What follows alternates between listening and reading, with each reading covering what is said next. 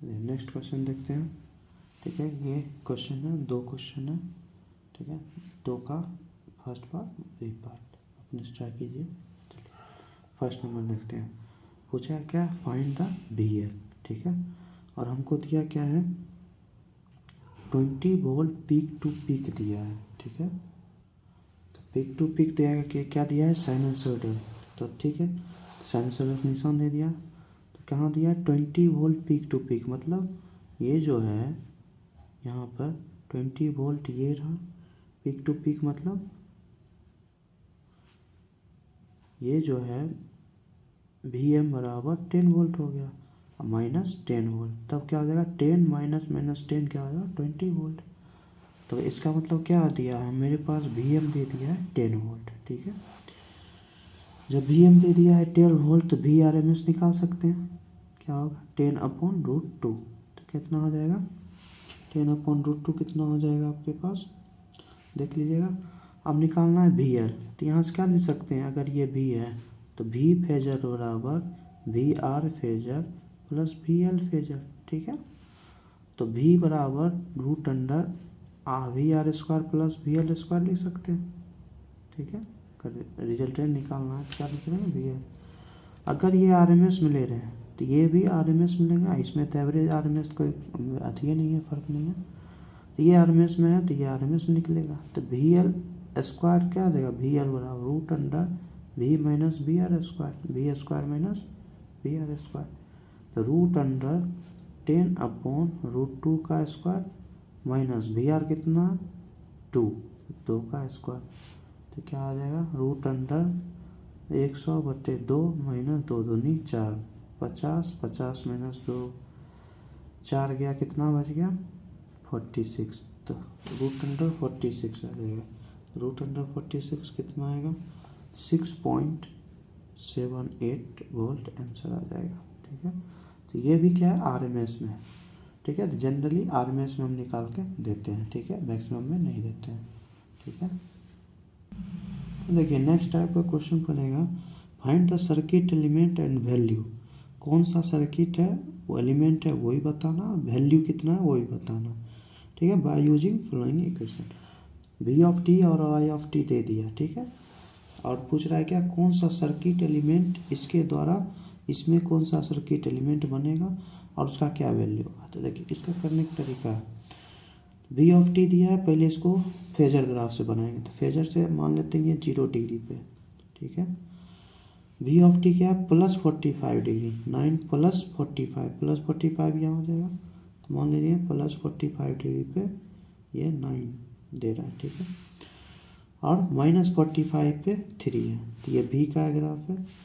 ये माइनस 45 पे आई है, तो माइनस 45 पे, तो देखिए वी और आई के बीच में कितना है 90 डिग्री, और वी के रिस्पेक्ट में आई क्या कर रहा है, लैग कर रहा है। तो लैगिंग कौन नेचर देता है, इंडक्टर।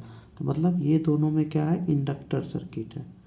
ठीक है, तो इसका जब सर्किट बनाएंगे तो कुछ ऐसा आएगा, ये इंडक्टर सर्किट हो गया, यहाँ से वोल्टेज सप्लाई हो रहा है जो साइनसॉइडल है, ये वोल्टेज सप्लाई हो रहा है, उससे करंट सप्लाई हो रहा है, इंडक्टर है एल।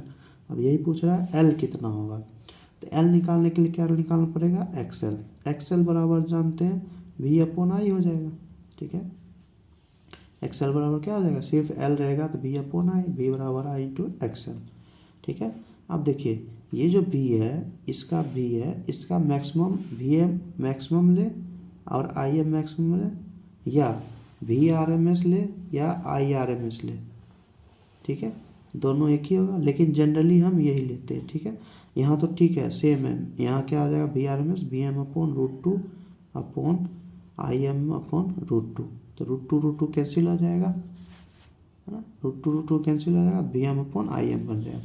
लेकिन जनरली जो अगर अलग अलग रहेगा, मान लेते हैं IRMS कुछ अलग आ रहा है और VRMS अलग रहा है, तो एक्सएल बराबर हमेशा लेंगे VRMS/IRMS। ठीक है, तो यहाँ VRMS क्या हो जाएगा VM/√2, तो 9/√2, और ये IRMS 3/√2, तो 3 तिहाई 9, √2 कैंसिल, तो 3 आ जाएगा। और एक्सएल बराबर जानते हैं ओमेगा एल बराबर 3। ओमेगा क्या है, ओमेगा देखिए कॉमन है, ओमेगा टी, यहाँ ओमेगा टी, यहाँ भी ओमेगा टी, तो ओमेगा बराबर क्या है 1 है। तो क्या आ जाएगा 1 इंटू एल बराबर 3, एल बराबर इससे क्या आ जाएगा 3 हेनरी, यही आंसर हो जाएगा। ठीक है, तो सर्किट आ गया inductor, pure inductor. Pure inductor क्यों है कि लैगिंग है नेचर है, बी से 90 डिग्री एग्जैक्ट 90 डिग्री लैग कर रहा है, तो प्योर इंडक्टर बन गया।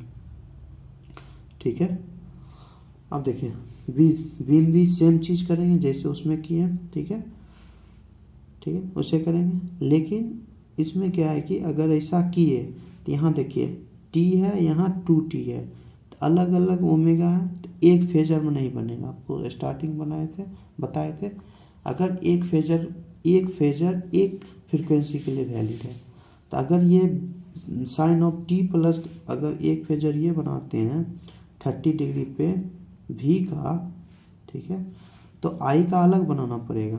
ये ओमेगा के लिए बना, मतलब ओमेगा बराबर 1 के लिए, अब ओमेगा बराबर 2 के लिए बनाएंगे तो वो आई आएगा, तो आई क्या देगा 60 डिग्री, तो 60 डिग्री कुछ ऐसा देगा, तो आई आ गया।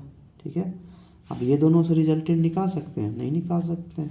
ठीक है, रिजल्टेंट इन सेंस के तो बोल नहीं सकते हैं बी और आई के एंगल के फेज में क्या फेज डिफरेंस है, नहीं बोल सकते हैं, क्योंकि ये ओमेगा 1 पे बना है, ये ओमेगा 2 पे बना है।